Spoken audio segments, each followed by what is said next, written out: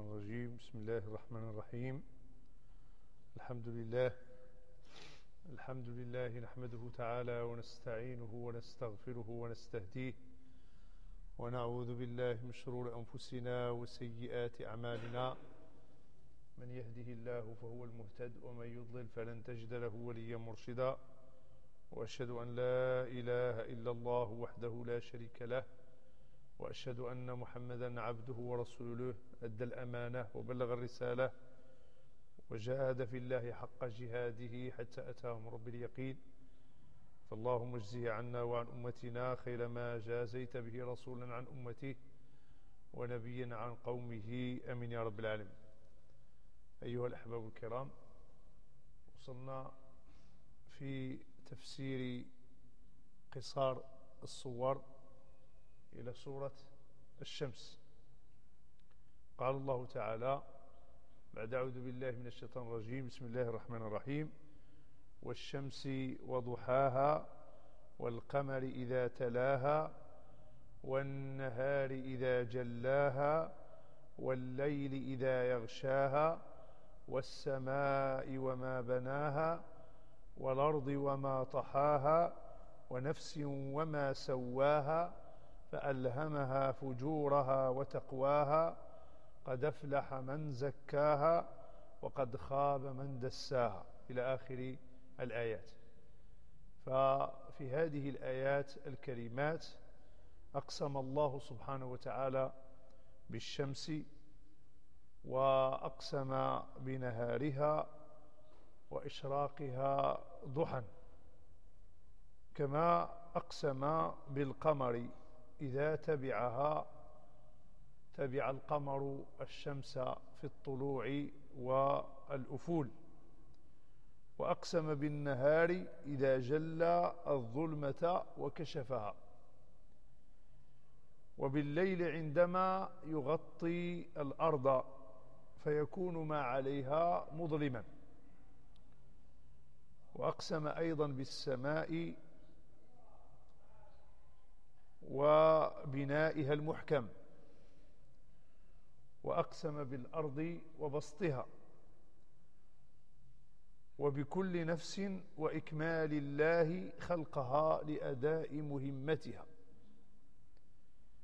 فبين الله سبحانه وتعالى لهذه النفس التي خلقها، بين لها طريق الشر وطريق الخير. وقد فاز من الناس من طهر نفسه ونماها بالخير، وخسر من أخفى نفسه في المعاصي. إذن فهذه الآيات الكريمات الله تعالى أقسم بمجموعة من الآيات العظيمة. أقسم الله تعالى بهذه الآيات العظيمة على النفس المفلحة وغيرها من النفوس الفاجرة، فقال: والشمس وضحاها، أي ونورها ونفعها الصادر منها. إذن فهذه الكواكب اللي خلق الله سبحانه وتعالى فيها منافع للناس. إذن هذه الشمس فيها النور والضياء اللي كينفع الله سبحانه وتعالى بها العباد، والله سبحانه وتعالى خلق هذا الكون بإحكام. والشمس وضحاها أي أقسم بنورها ونفعها الصادر منها. الحمد لله.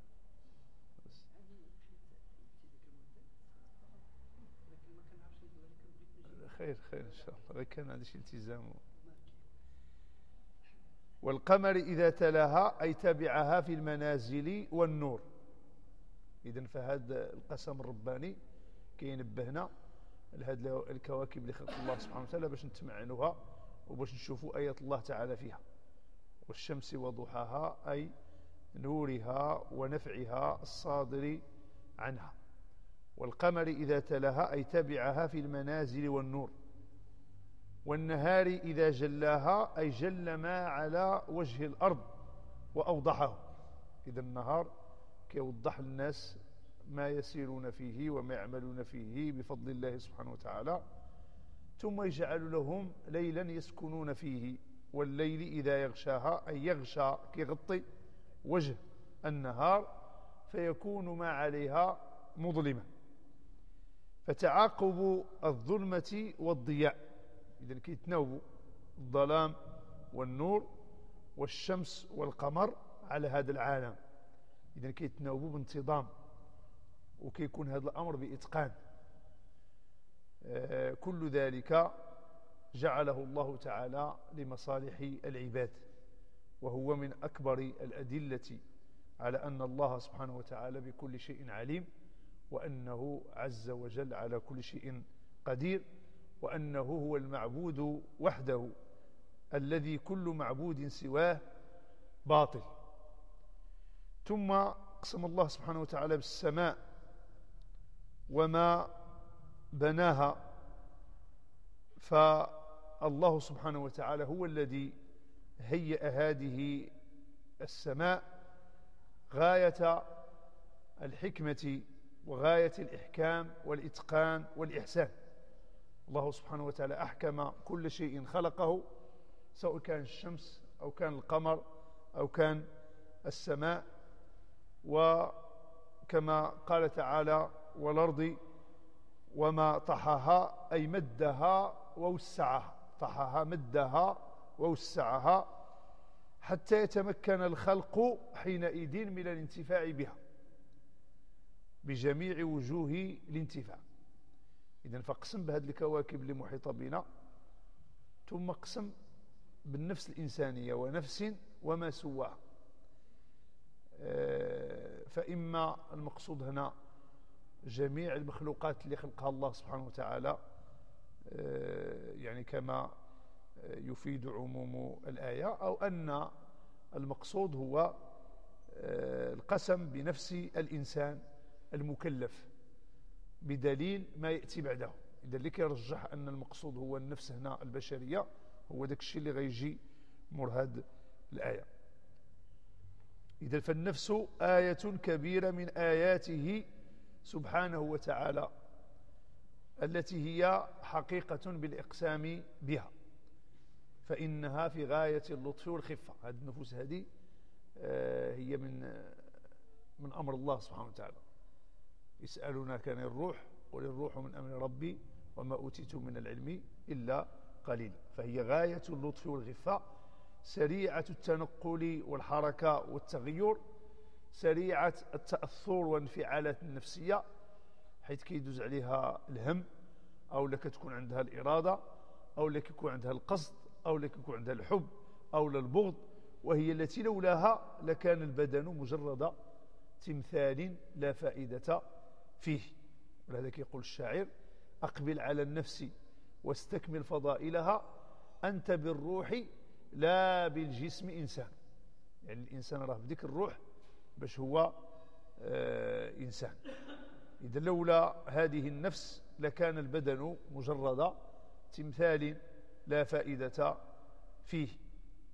وتسوية النفوس على هذه الكيفية وهذا الوجه هو آية من آيات الله العظيمة. ولهذا قال الله تعالى: قد أفلح من زكاها. ما معنى زكاها هنا؟ أي طهر نفسه من الذنوب، طهر نفسه من الذنوب ونقاها من العيوب، طهرها من الذنوب ونقاها من العيوب ورقاها بطاعة الله. إذن كيبدأ ينتقل من واحد حالة حسنة إلى حال أحسن منها، ورقاها بطاعة الله.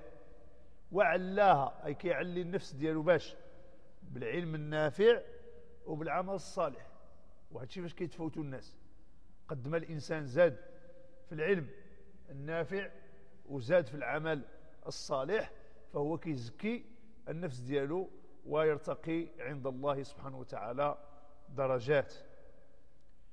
ثم قال الله تعالى: قد خاب من دساها، أي أخفى نفسه الكريمة التي ليست حقيقة بقمعها وإخفائها بالتدنس بالرذائل، بحال الأخرى علها والأخرى دخلها في وسط الدنايا وفي وسط الذنوب وفي وسط المعاصي.